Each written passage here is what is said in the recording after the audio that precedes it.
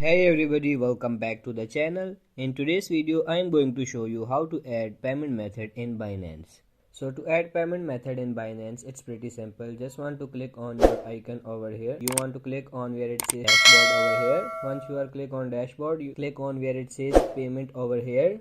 Go on payment. Once you are on payment, you want to click on add a payment method.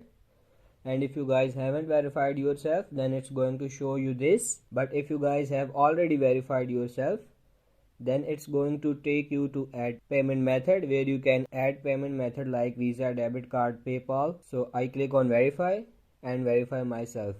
And how you can guys verify yourself? There are 3 levels of verification: basic one, intermediate one, or the advanced one. If you want to invest around like 200k daily and like 2 million per month, then you go for advance.